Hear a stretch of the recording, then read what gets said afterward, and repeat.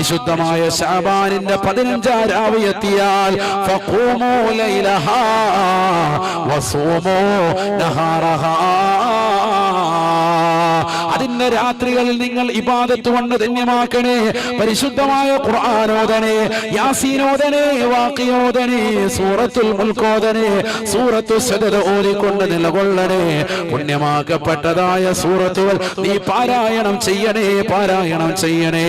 സൂറത്തു ദുഹാൻ പാരായണം ചെയ്യണേ. പരിശുദ്ധമായ ദുഹാൻ സൂറത്ത് പരിശുദ്ധമാക്കപ്പെട്ടതായ രാവുകളിൽ മാത്രമല്ല എല്ലാ ദിവസവും നീ പാരായണം ചെയ്യുന്ന സൂറത്താ. അല്ലാഹുവിന്റെ റസൂൽ അത് ഓതിയാൽ കിട്ടുന്ന നേട്ടത്തെ കുറിച്ച് പറഞ്ഞില്ലയോ?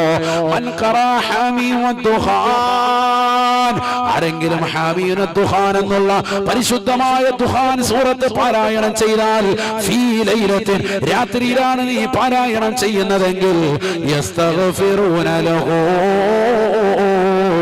70,000 മലക്കിൻ ഹത്താ യുസ്ബിഹാ, പ്രഭാതം വരെ നിനക്ക് വേണ്ടി പാപമോചനത്തിന് നിർത്തിച്ചുകൊണ്ട് 70,000 മലക്കുകളെ അല്ലാഹു വിടുകയാണ്.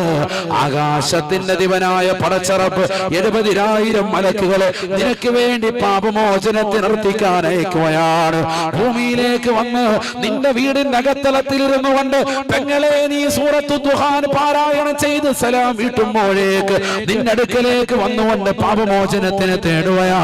അല്ലാഹുമ്മ ഗഫിർ ലഹാ, അല്ലാഹുവേ പടച്ച റബ്ബേ ഈ ഉമ്മാക്ക് നീ പൊറുക്കണേ അല്ലാഹ്.